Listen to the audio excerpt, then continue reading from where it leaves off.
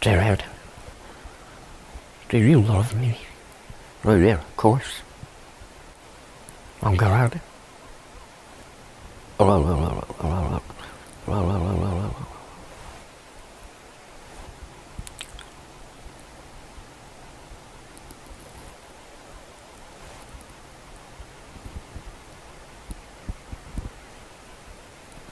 On ground. Alright, welcome back everybody to yet another video. Alright, today we have another video from SCP Illustrated. Actually no, it's Mr. Illustrated now. It's Mr. Illustrated now, so we have another One Day Breaks SCP-343. How does God get taken, bro? What?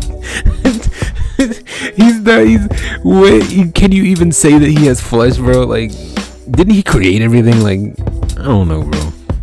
We're about to find out. As always, hope your day's going well. And without further ado, let's get into this.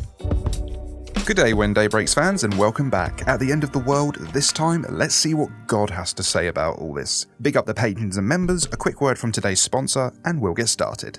Escape from Site-19 is back with a whopping discount and a brand new SCP-001 expansion pack. Summertime is here, and what better way to prove who is the most daring amongst you and your friends than by completing a whole host of insane challenges, all in an effort to try and escape Site-19. Take your chances with the new SCP-001 expansion pack to give you a life-saving boost as you try to escape the horrors. If you are lucky, use stand to remove lockdowns, add to your roll total, skip Keta challenges, have another go at failed tasks, stave off a game over, earn extra tokens, take on SCP-3199, and get a second roll of the dice. The sale ends at the end of July, so follow my link. Oh man, it's already over. Oh no, bro. Bundle at the best price ever for you and your friends this summer.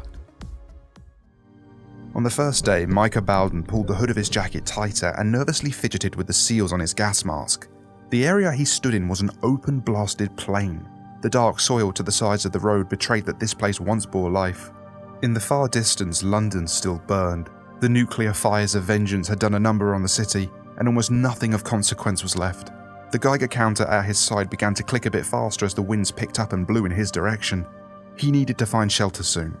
But there, to the left and right of the road, was nothing but more open fields of dead soil. Micah thought about his life and how he'd managed to come to this point. He'd worked as a nuclear engineer at the Sizewell nuclear plant on the Suffolk coast. He'd been downstairs inspecting the pipes that crisscrossed the complex when everything had gone wrong. No one knew what to do. Oh no. Half of them went outside in a panic. The other half, who knew better, went outside at night to find out what was going on. They discovered the moonlight carried the same curse. Oh. They all screamed in horror for a moment, wow, and then died smiling. Because the sun never really leaves. At least, Micah figured they'd died. Sure, he could still hear their voices pleading for him to let them back in, but he knew better than to listen. So, he put on the same clothing he was still wearing today, grabbed a gas mask, and took his equipment with him. That was months ago. Or years? He had lost track of time somewhere along the way. It's hard to count the days when the sun itself is against you. He decided then and there that today was Monday. It was just easier that way.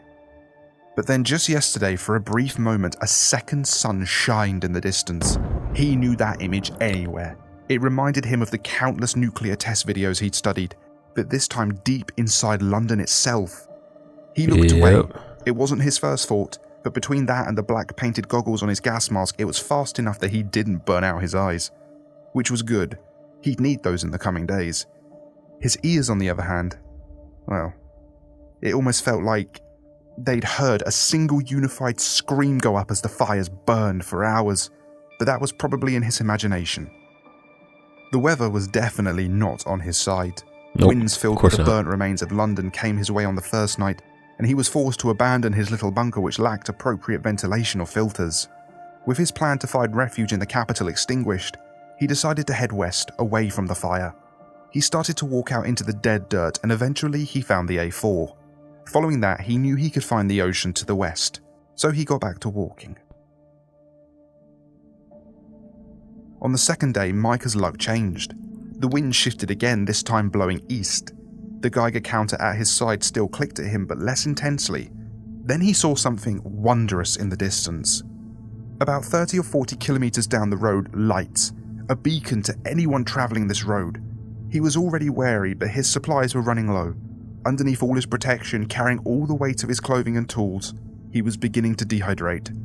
He was going to have to stop and loot somewhere anyhow, and if these people had things he could use and were willing to part with them on peaceful terms, great. Otherwise, he grabbed at his handgun that was strapped to his thigh before finishing his fort. Otherwise, only the strong survive. On the third day, he was much closer to this strange place. He was close enough now to see the shapes of people, unprotected, working on some sort of outside farm. His first thought was that these men and women were some sort of trick, but as they came into sharper focus, that is weird, bro. They're outside. This was real. Like that? Somehow, there in the distance was a collective of people unaltered by the sun. At the end of the day, he'd arrived at the outskirts. There was a low wall surrounding most of the compound, but the gate faced the road. All the farmers had rushed inside as he approached. He heard the sound of a shotgun pumping and turned to see the silhouette of a man aiming at him from a platform behind the gate. My name's Micah. What do you want, Micah? Supplies if you have them. I wasn't expecting to find people out here. How have you survived this long? Never you mind. Put your piece in the barrel next to the door. I'd really prefer it if... That wasn't a fucking request, mate. Put your gun in the barrel. Then you can come in and we can discuss things. In a way, this put Micah's mind at ease. If these were somehow the monsters that he'd spotted roaming the countryside from time to time, they certainly wouldn't have need of guns, nor would they be particularly worried about being shot. So with that in mind, he put the gun into the barrel and raised his hands into the sky. The man with the shotgun pressed some switch that only he could see, and the gate in front of Micah began to open slowly. 3 other men and women, all in white jumpsuits and holding various firearms, stood on the other side of the door facing Micah. They strapped, bro. They The ready. shotgun-wielding man came to his side, shotgun raised once more. Show us your face. Micah looked to the sky. The black smoke from the burning cities and burning countryside was definitely fully blocking the sun today.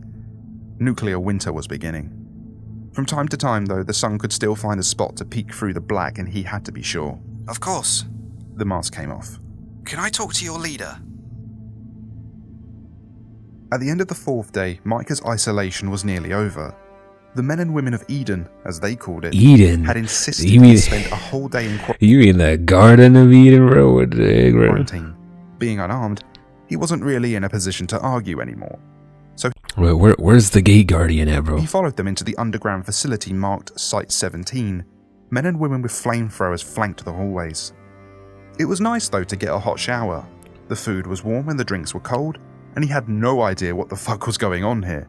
How they'd managed to put this compound together was already a wondrous feat, but somehow these men and women were able to walk around outside unprotected. He was sure he'd seen it, even when the sun was peeking through the dust clouds. Upon entry, he'd also felt something off. A presence here that was beyond anything he'd ever felt before. Like someone was watching him. It gave him a chill.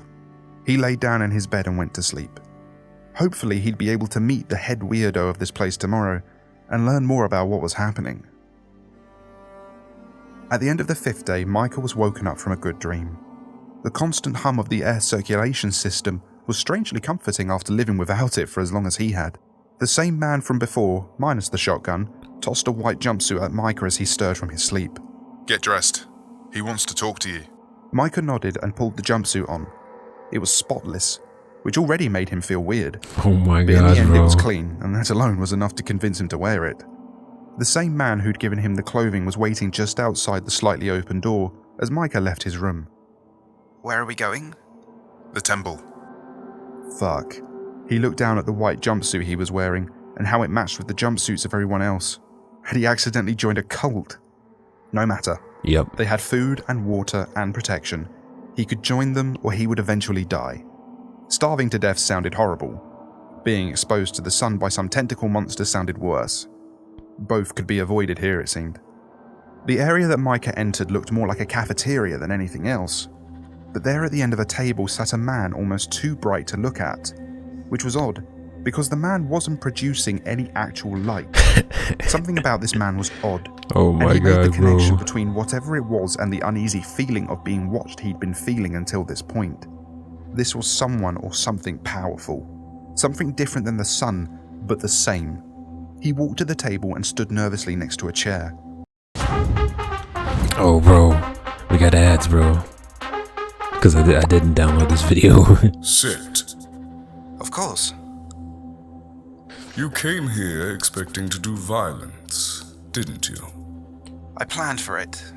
I was hoping I wouldn't have to. And now? Now I don't want to. Nor do I plan on it. Good. What is this place? My home, Site 17. Or at least one version of it. The people who used this place thought to hold me in a box. Then the world broke and they couldn't keep up the pretense. Are you God? Some say so. Right now, I'm your friend. And I want you to join us. Of course. Tell me what I need to do. Tomorrow, you will work the farms. If you can prove yourself a useful worker, we can talk about integrating you further into our commune. Okay. Micah somehow knew that was the end of the conversation. He stood and left. On the 6th day, Micah went upstairs with the other workers. He'd removed his head coverings. He'd removed his mask. He trusted in God to deliver him. He went outside the wall. He went into the fields. And when the first bit of sunlight struck his forehead, there was a simple horror that occurred to him. His face started to melt. His body began to slide slowly to the ground. Why was this happening? The other workers seemed fine. He thought maybe it was his lack of faith. He hadn't believed enough. That was probably it. Not that it mattered. Then suddenly he saw a man who looked just like him walking to the next farm plot. This wasn't pleasant. It wasn't beautiful. The last thought that went through his melting brain was that God had forsaken him. On the 7th day, SCP-343 rested. The strain of making his delusions real was wearing on him. What do you mean? What's going on here, bro? Still, he'd introduced a new person into the fold, a new worker. Everything was fine, and the sun barely came out anymore.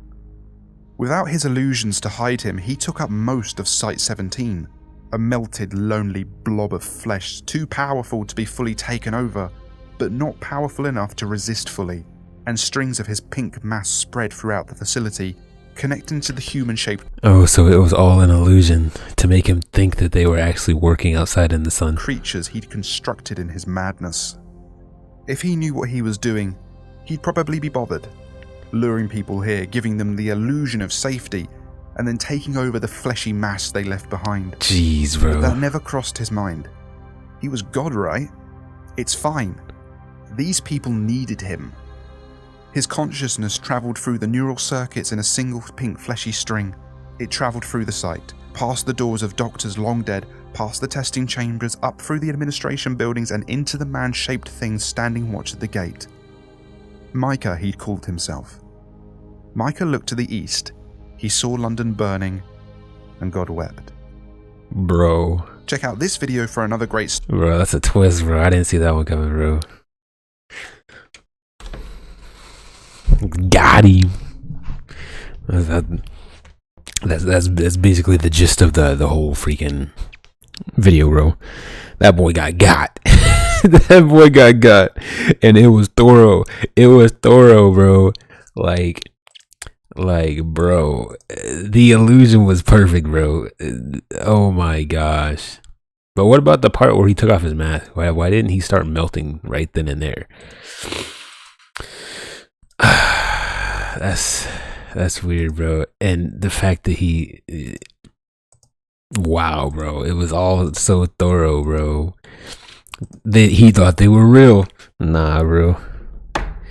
Nah, they were all just puppets. And you got. The fact that he was able to sleep in that compound without getting like torn or turned right then and there or whatever. I don't know, bro. That was good. This was a good one. This was a good one. All right. And I will catch y'all in the next one. Peace.